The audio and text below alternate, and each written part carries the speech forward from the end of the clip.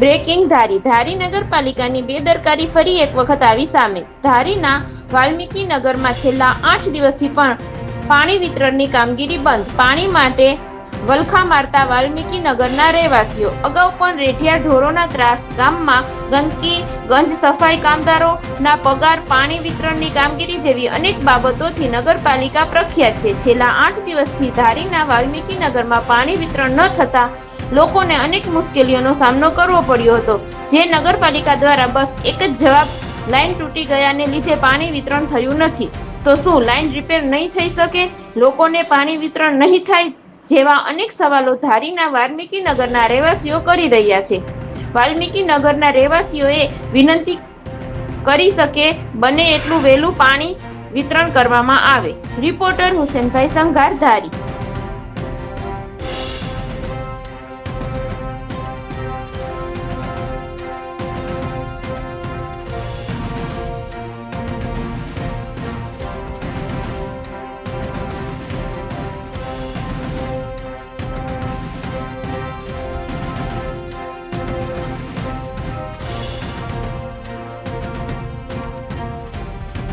શું નામ તમારું?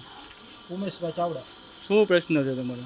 અમારે પાણીનો પ્રશ્ન છે। આ 10 દિવસ થયા, 10 દિવસથી અમારા વાસની અંદર પાણી નથી આવતું અને પાણીની બહુ જ પ્રોબ્લેમ છે અમારે। અને અવારનવાર રજૂઆત કરવા છતાંય કોઈ અધિકારી ધ્યાન દેતા નથી। કેટલા દિવસથી પાણી નથી આવતું? 10 દિવસથી પાણી આવતું નથી અમારે। તમે રજૂઆત કરેલી? હા, રજૂઆત કરેલી હતી। ફરજ પરના અધિકારીને ફોને અત્યારે કરેલો હતો।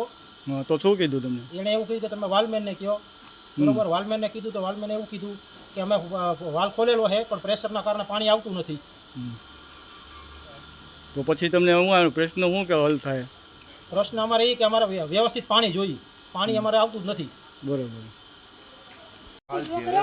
ફરજ પરના અધિકારીને ફોન પર ટ્રેક્ટરથી પાણી આપવા કીધું હતું, બંબો લઈને, પણ એમાં એણે ના પાડી કે અમને ઉપરથી અધિકારીએ ના પાડેલી છે પાણી દેવાની ટ્રેક્ટરથી। ધારી નગરપાલિકા, વાલમેન હરેશ ગોંડલિયા, આ ઋષિ સમાજમાં અત્યારે મને એ લોકોએ બોલાવ્યો છે। આ લોકોને પાણી ચડતું નથી અને પાણીનો પ્રશ્ન છે 5-6 દિવસથી। તો અત્યારે અહીંયા સંપ ને ટાંકાની બધું બંધ છે, 2 મોટરો બંધ છે। અત્યારે ખાલી 3 મોટરનું પાણીનું ડાયરેક્ટ વિતરણ થાય છે।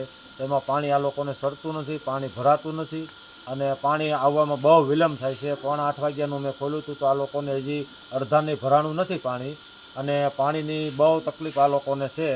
એટલા માટે આ લોકોએ કીધું કે ભાઈ તમે ટાંકાની વ્યવસ્થા કરો, બરાબર। મેં કીધું ભાઈ એ મારા અંડરમાં ન આવે, એ મારા સાહેબ પિન્ટુભાઈ છે અથવા ચીફ ઓફિસર સાહેબ છે એના અંડરમાં આવે। હું જોઈ શકું, હું અહીં બેસું, તમારે ભરાય નહીં ત્યાં સુધી તમ તારે હું બેસું।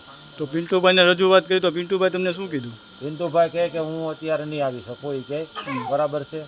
અને એ લોકોને અહીંયા સવારે સાહેબ આવે ત્યાં આવીને રજૂઆત કરે છે।